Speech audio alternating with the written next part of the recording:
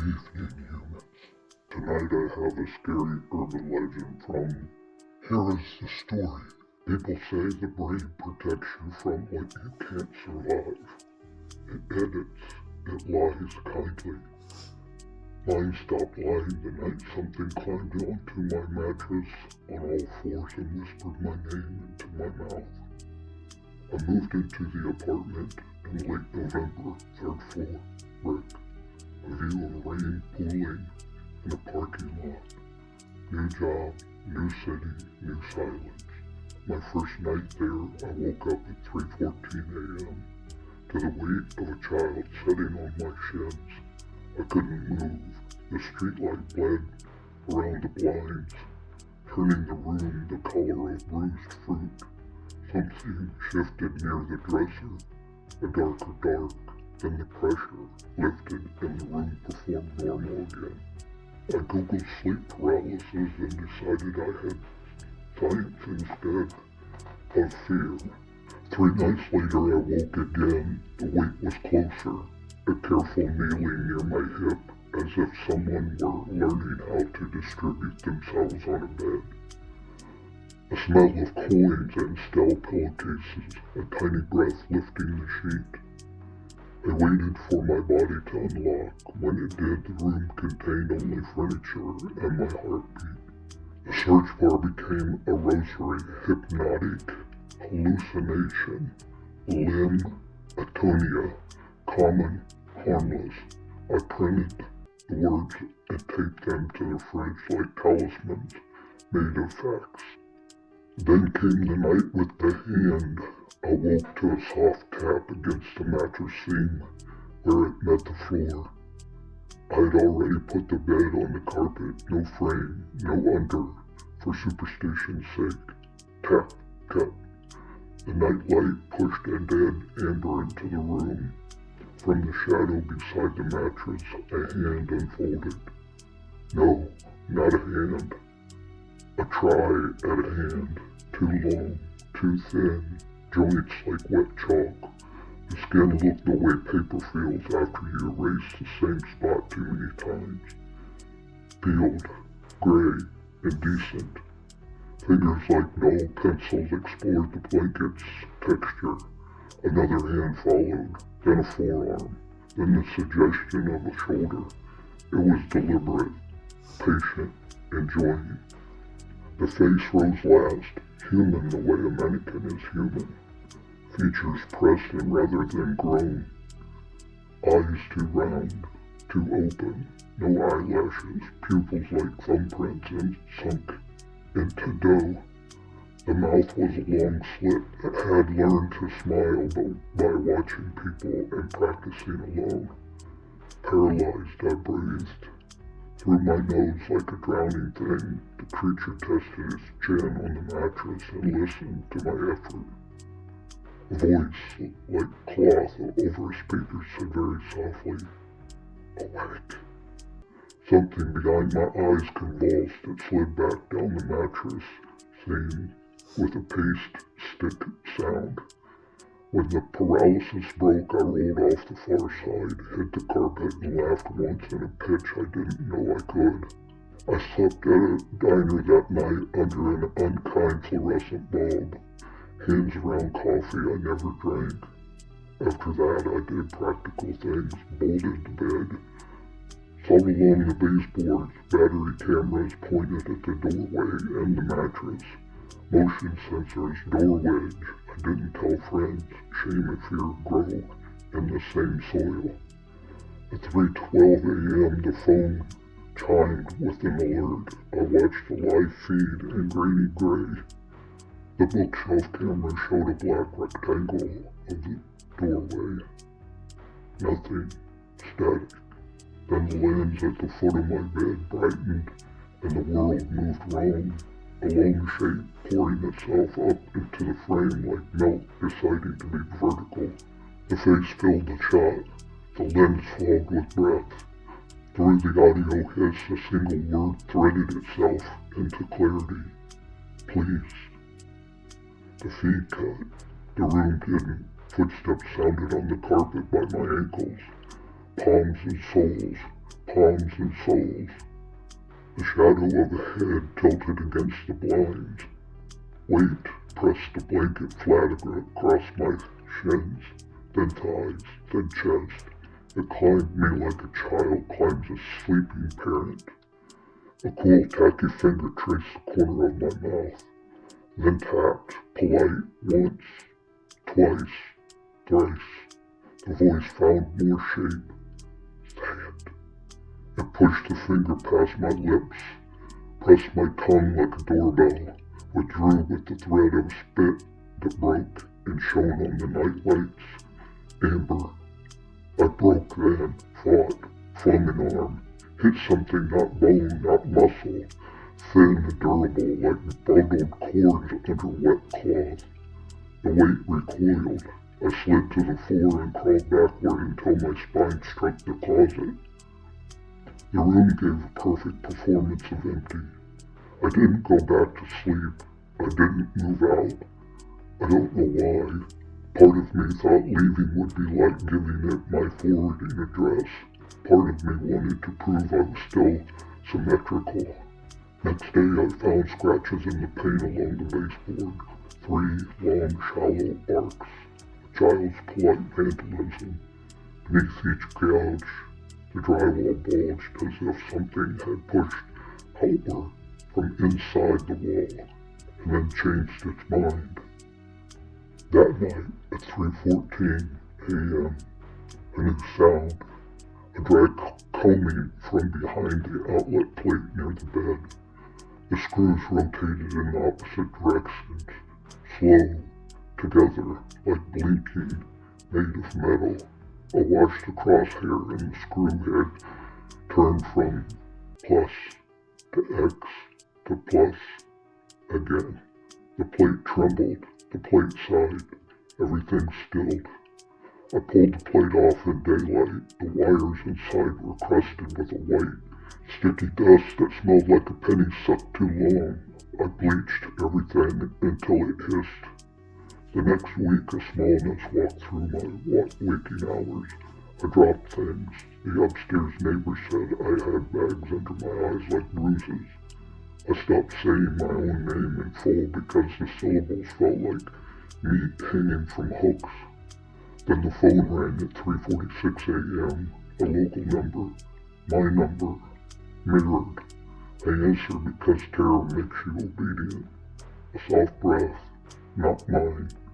Then my voice, recorded it wrong, said please. Then the line filled with cloth and static, and the faint, happy sound of fingers drumming a nightstand. I changed numbers. I changed locks. I changed the position of the bed and pretended it mattered. The next night I dreamed a maze of bland halls. The kind you walk in, medical buildings that have too many doors that don't open. In the dream I stopped at a door with my name written on the glass in dry strokes of white. I rubbed at it with my thumb. The letters smudged deeper, not away. From the other side came a mouth close to the scene. Awake. I woke with the taste of dust and copper on my tongue, and the certainty that my name had been practiced by something that didn't own one. I decided to move. I told myself monsters are attached to addresses. I packed a box with a shaky efficiency that felt like faith. I slept on the couch to deny the bed its stage. The camera watched the doorway with its red dot. 2:59 a.m. the dot turned off. 3 a.m. the HVAC system died. 3:01 the neighbor's TV shut itself off mid-commercial. 3:02 a.m. the building's elevator cables hummed once. One long, low stroke against a thick string. 3:03 a.m. every screw in the living room outlets rotated 1/4 turn and stopped, all in the same direction like a compass remembering north. 3:04 a.m. the camera app opened on my phone without my thumb. The doorway filled with a shape that was exactly my height. The lens breathed, fogged, and cleared. It leaned in, curious, and pressed something flat and cool to the glass. Not skin. The glass dimpled inward just slightly, as if the air on the other side were heavier. When it pulled away, the lens wore a faint circle of residue like a print made by a thing that doesn't sweat. The audio, dead for weeks, woke and caught a whisper, gentle, pleased. You heard. I left that day, signed the lease transfer with a hand that jittered like a moth, moved across town into a place with windows that thought about trees, told no one the truth, called it anxiety to people who needed me, to be fixable. The first night in the new place felt like forgiveness. I slept until 3:14 a.m., then woke to silence, so complete it sounded edited. I lay there and loved the ordinary fridge motor, neighbor cough, a car's wet tires. I slept again. At 5:02 a.m. my new phone buzzed. Motion alert. The camera in the living room, the cheap one I'd kept out of the superstition, had captured a silhouette crossing the doorway. Shoulders wrong, head still, movement gentle as hunger. It paused, turned its face to the camera. The lens fogged. The fog cleared. A word had been pressed into the condensation from the other side. Awake.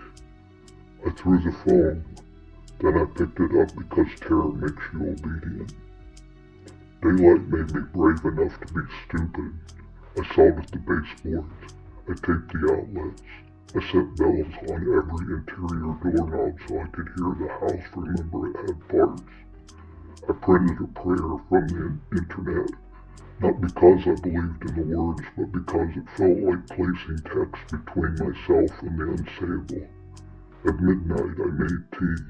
It tasted like coins. I poured it out. I drifted on the couch with the TV glow, whispering that the world had other channels. At 3:14 a.m. a soft weight depressed the far cushion as if someone were considerate. I sat down without jostling me. I opened my eyes. The room arranged itself. A mistake.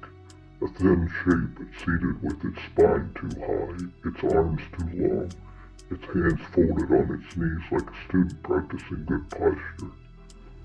It watched me not with interest, but with pleased patience, the way a cat watches a mouse that was finally stopped running. It lifted a finger and touched its own lip the way you would shush a child. Shh, it said in a voice that had learned vowels by mimicking television through the walls. They will wake. I froze in the shape of a person asleep. The thing leaned closer, studying the performance. Its eyes were wrong in a way. Flatter, now.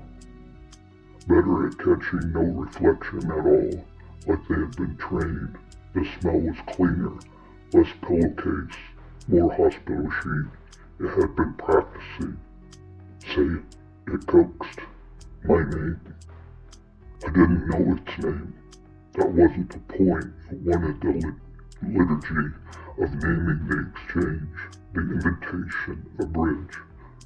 My tongue flattened against my teeth like a fish refusing the hook. I thought my name in my head imaged each letter as a door I closed.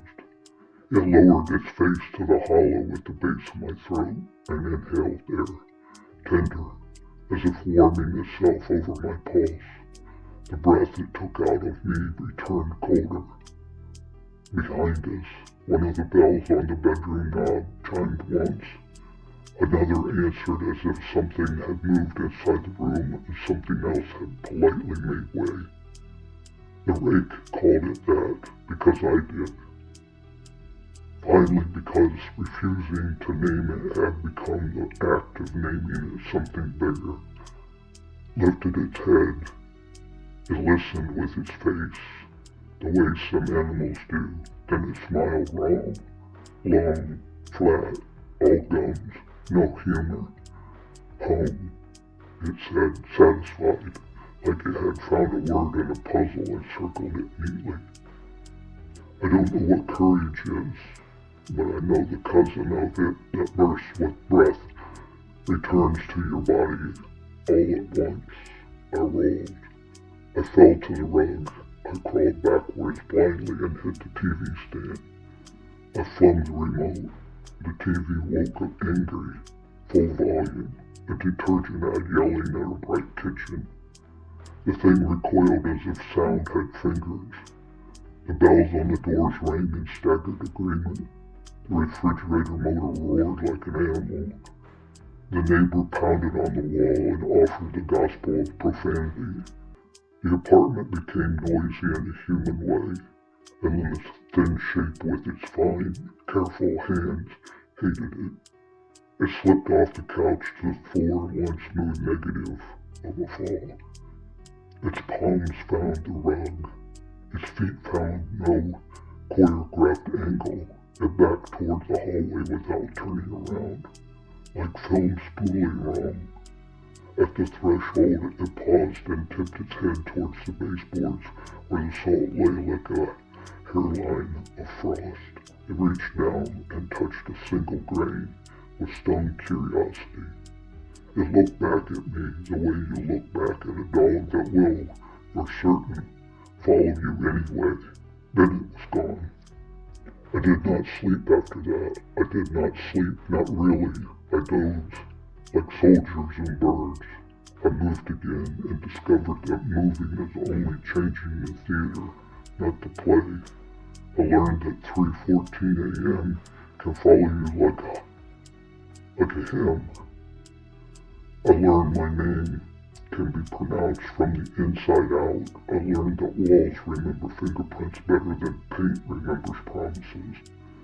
People ask when I allow them a sanitized version if it's real or in my head. I tell them yes. The mind is a room with doors you never rent. Something knocked, something came in. Maybe I filled it with attention. Maybe it found me because every city needs a house to sit down in after dark and practice its vocabulary of hunger. Here are the rules I use now, and you can borrow them until they stop working. If you wake with the weight on your body, breathe like sleepers do. Do not offer the word awake to the room. If your outlets blink, do not touch the screws at night. Turn on everything loud. Be a city. If the voice asks you to say its name, keep your mouth closed and your teeth together. Hold your name behind them like a bead between molars. Do not leave. Do not invite. Do not answer. Let the thing think you are a broken toy, not a door. And if at 3:14 a.m. you feel a cool finger, test the map of your face and a gentle voice that learned vowels from your TV lean in to murmur, please. Know this, the plea is not for mercy, it is asking you to participate, to become the other half of a sentence that has been writing on your walls in dry white arcs since the night you first smelled coins. Don't speak. Don't move. Let me do the terrible favor for you, for both of us. Let me do the terrible favor for both of us. I already said it. I said the name out loud, and I said something thin and grateful. I already said it. I said the name out loud, and something thin and grateful sat down beside me like a lover learning where to place its hands. Now I live in a room that does not lie. The bells are honest. The salt is ceremonial. The screws all face the same way because it likes them neat. I am careful with words. I keep my mouth closed when I dream. Home. That one gave me goosebumps. Didn't you? Have a scary night and spooky nightmares.